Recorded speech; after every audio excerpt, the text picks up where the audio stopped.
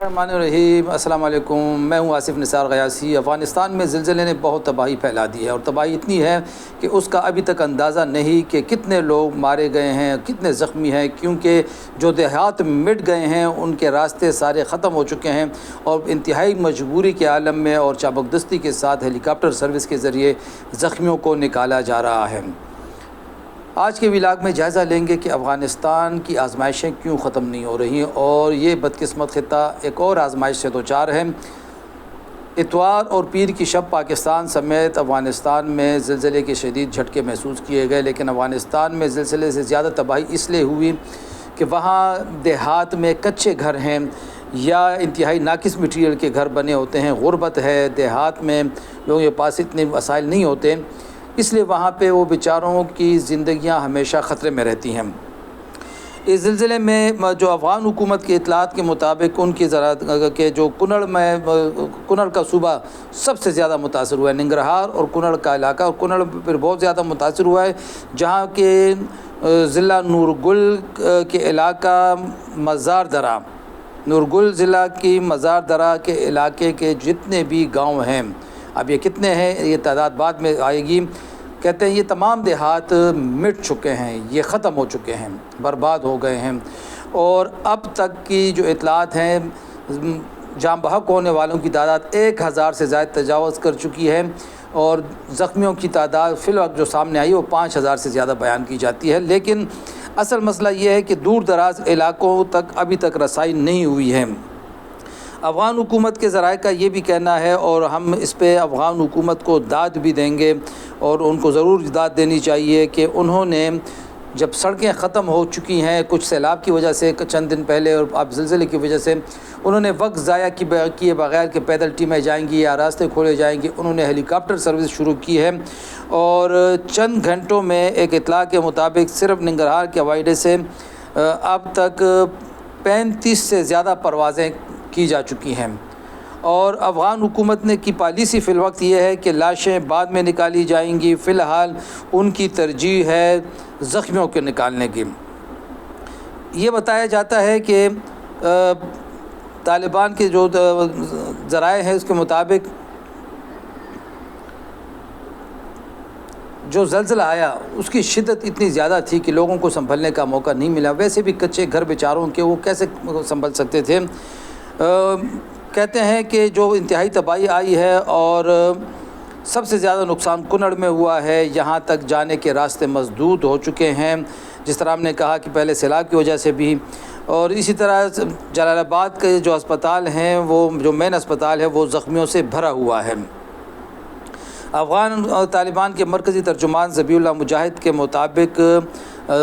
فوری امداد کے لیے کوئی 1 ارب افغانی یعنی 1 کروڑ 80 لاکھ پاؤنڈ مختص کیے گئے ہیں اور مزید بھی ضرورت پڑنے پر مختص کیے جائیں گے۔ خصوصی کمیٹی بنا دی گئی ہے۔ اس موقع پہ یہ بھی بتایا جاتا ہے کہ اتنی زیادہ تباہی ہوئی ہے کہ تصور بھی نہیں کیا جا سکتا، پورے کے پورے دیہات ملبے کا ڈھیر بن چکے ہیں اور پہاڑی علاقوں تک جانے والی اکثر سڑکیں بند پڑی ہیں، اور طالبان نے جو حکمت عملی اختیار کی ہے وہ یہی ہے کہ پہلے زخمی اس کے بعد لاشیں، اس لیے فی الوقت جہاں بخشودگان کی اصل تعداد سامنے نہیں آ رہی، اگلے 3-4 روز میں یہ تعداد میں بہت زیادہ اضافے کا خدشہ ہے، یہ تعداد ہزاروں تک پہنچ سکتی ہے کیونکہ ابھی تک اطلاعات بہت کم آ رہی ہیں اور ریسکیو ٹیموں کو وہاں تک پہنچنے میں مشکلات کا سامنا ہے۔ افغانستان کہ عوام بیچاروں پہ ایک کے بعد ایک مصیبت آ رہی ہے۔ ابھی افغان طالبان حالات سے سنبھلے بھی نہیں ہیں، عالمی پابندیاں پہلے سے موجود ہے، ایران اور پاکستان کی طرف سے لاکھوں افغان مہاجرین کی واپسی بھی جاری ہے۔ ایسے میں اتنی بڑی تباہی زلزلے کی صورت میں آئی ہے، یہی وجہ ہے کہ افغان طالبان کو انتہائی مجبوری کے عالم میں عالمی برادری سے امداد کی اپیل کرنا پڑی ہے۔ ظاہر ہے کہ کم وسائل والا ملک ہے، اتنے وسائل نہیں ہیں، عالمی پابندیوں کی وجہ سے بھی مشکلات ہیں، یہی وجہ ہے کہ انہوں نے فوری طور پر امداد کی اپیل کی ہے، اور افسوس کی بات یہ ہے کہ ابھی تک عالمی برادری کی طرف سے کوئی خاص امداد وہاں نہیں پہنچی۔ زلزلے کے آنے کے کم و بیش ہم کہہ سکتے ہیں کہ 18-20 گھنٹے بعد بھی اس طرح کی امداد وہاں نہیں پہنچی جو پہنچنی چاہیے تھی۔ ہو سکتا ہے کہ کل پرسوں سے یہ سلسلہ شروع ہو جائے۔ ضرورت اس امر کی ہے کہ جو پڑوسی ممالک ہیں پاکستان، ایران، چین، ساتھ میں روس اور سینٹرل ایشیا کی جو ریاستیں ہیں، وسط ایشیائی ریاستیں، ان کا سب سے پہلے فرض بنتا ہے کہ ہنگامی بنیادوں پہ رضاکاروں کو نقد پیسے، سامان، خیمے، ادویات، غذا، اس کا بندوبست کیا جائے۔ افغان عوام بیچارے بہت زیادہ رل چکے ہیں، اور اب اس اتنی بڑی تباہی سے اکیلے برداشت ہونا طالبان کے بس کی بات نہیں ہے، افغان حکومت کی بس کی بات نہیں ہے۔ اس لیے سب کو اب اپنا کردار ادا کرنا چاہیے۔ دوسری طرف پاکستان میں بھی ایک بڑا سانحہ پیش آیا ہے، اور گلگت کے علاقے میں آج ایک اور ہیلی کاپٹر تباہ ہوا ہے۔ چند ہفتے پہلے ہی خیبر پختونخوا حکومت کا ایک ہیلی کاپٹر تباہ ہوا تھا۔ پاک فوج کے مطابق ایویشن کا ہیلی کاپٹر تربیتی پرواز کے دوران گر کر تباہ ہوا، جس میں میجر سمیت عملے کے 5 ارکان جاں بحق ہوئے ہیں۔ 1 ستمبر کی صبح 10 بجے MI-7 ہیلی کاپٹر کینٹونبورڈ سے 12 کلومیٹر دور ہڈر گاؤں کے قریب گر کر تباہ ہوا۔ یہ شمالی علاقہ جات گلگت کی بات ہو رہی ہے۔ ہیلی کاپٹر تربیتی پرواز پر تھا جب اس میں تکنیکی مسئلہ پیدا ہوا اور وہ کریش کا باعث بنا۔ 5 افراد عملے کے اس میں جام شہادت نوش کر گئے ہیں۔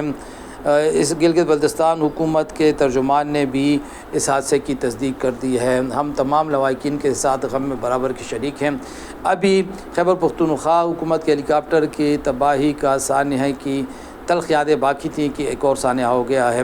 اللہ کرے کہ یہ سانحات اور آزمائشوں کا یہ دور اس خطے پر سے جلد گزرے، اور افغان عوام کے ساتھ بھی دلی ہمدردی کا اظہار کرتے ہیں، اور تمام ممالک کا فرض بنتا ہے کہ فوری طور پر امداد کو یقینی بنائیں۔ خدا حافظ۔